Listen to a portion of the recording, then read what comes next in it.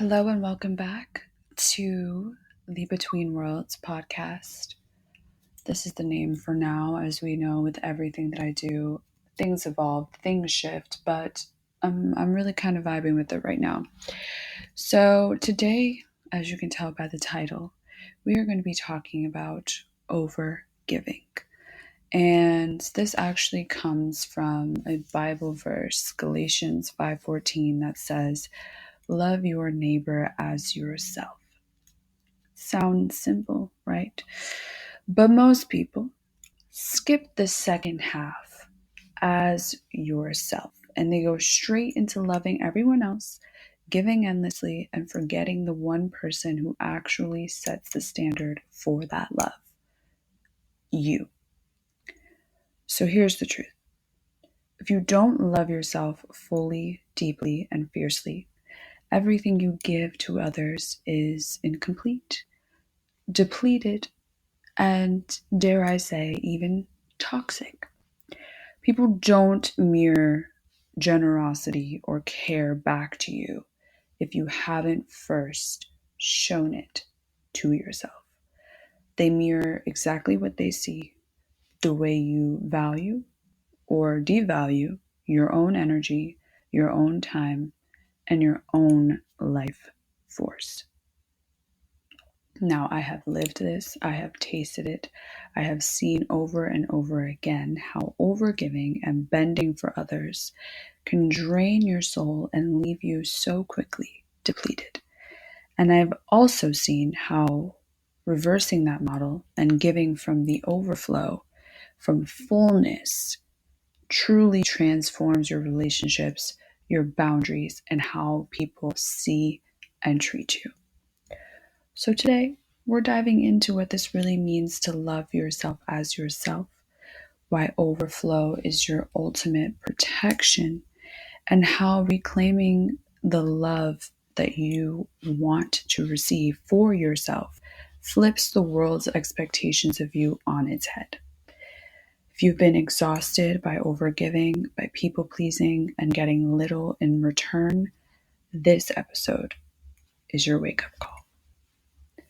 So let's start with the Galatians 5:14. I remember a few months ago I read it, and for some reason something clicked in my brain that I didn't once recognize, where it said, "Love your neighbor as yourself." And the "as yourself" part really stood out to me because I recognized that in this modern society and in the way that, the Bible has been twisted and convoluted and taken out of context in many areas, which is a whole nother podcast topic that I can do if you're interested. But the "as yourself" part stood out for me, and it made me stop in my tracks as I was like, wait a minute. As yourself means that I need to be loving myself first in the way that I'm so used to loving my neighbor. And so many of us have been trained in the love your neighbor, love your neighbor, love your neighbor part, and it's been hammered in our head so deeply that we forget that we exist in that equation, that we need to be the first and foremost part of the equation. Otherwise, the giving is going to render incomplete. It's going to feel null and void for the receiver and for you. And I had a conversation with my therapist a couple of weeks ago about this, and we almost broke it down from like a hunter-gatherer standpoint, where in ancient tribes, everyone is, picture a bonfire. Everybody comes to the bonfire with what they've hunted, their resources to share for survival. Everyone comes with their rabbit and exchanges goods and, works on figuring out what needs to be done, what needs to be shared. Now, in our modern world, picture this vampire, in today's society. Most people show up to these things with their rabbit behind their back, looking to see what they can gain from that circle and not necessarily what they can give. We, even in this, age of Aquarius that we're in now, people are so hyper individualistic that most of the time they're not really looking out for their neighbor. So if you are the person that's the giver, that's the empath, that's the, conditioned people pleaser, you're going to show up ready to give your rabbit.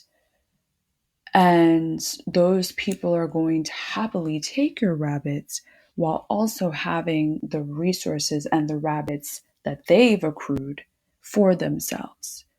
So what does that mean? That means that you're going to walk away from these exchanges empty-handed with nothing to show for yourself.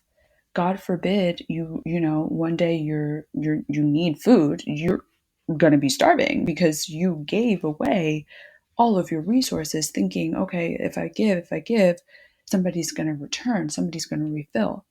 And that's not really the way that I've seen it go in my personal life, at least.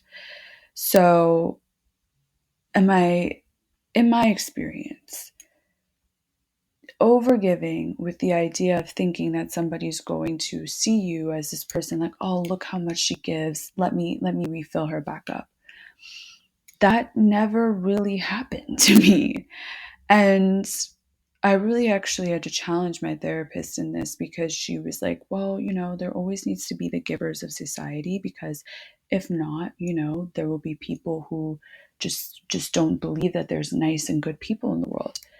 And I said, yes, but what good is the giver if the giver is not even able to taste her own magic, her own flavor of love?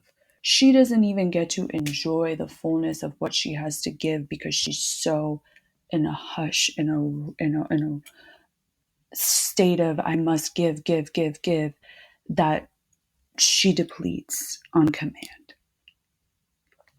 And eventually grows resentful, eventually is starved of her own life force energy, because she's been told that she's only here to give. It's only about what you're here to give, right? It's not what you're here to receive. It's not about sharing. It's not about anything we're expecting for you to give, even if that means that you're going to go hungry tonight, right? And that doesn't sit right with me. And it really is something that has quickly helped me return to myself in moments where I've been conditioned and usually would contort to please, or would figure out, oh, well, they really need this more than me, or, all of that conditioning. And this is truly what helped me break through that people pleasing template that I had been living in for 29, 30 years of my life. So if you are somebody who has struggled with really understanding and thinking for yourself and thinking on how to give to yourself first, I hope that this analogy lands with you in a way that allows you to see your love is the most powerful in your own hands first. And that when you are more concerned with what you need in those moments, it's just like when you're on the plane and they tell you, put on your oxygen mask first and then help your neighbor. It is the same concept. You cannot help someone if you are gasping for air, right? And yet we have been conditioned to think that that's the noble thing to do, that that's the virtuous thing to do. And I truly, truly beg to differ. And when you give from emptiness, you're modeling scarcity, not abundance. And people are going to mirror always that energy, that frequency that is behind the intention of whatever you're giving. That is the silent exchange in that energy. Even if it's not something that they're going to say, that even you can visually see, it is a silent exchange that people are always responding to. It is the subtle exchange that people are always mirroring back to you. So when you flip that on its head and you decide, okay, I'm only going to give in the moments that I have the overflow within me to do so. I'm going to cultivate more value, more love for myself, and decide that I deserve to be fed and nourished before I can even look at my neighbor. And I deserve to love myself first as much as I want to pour into others and give to my neighbor.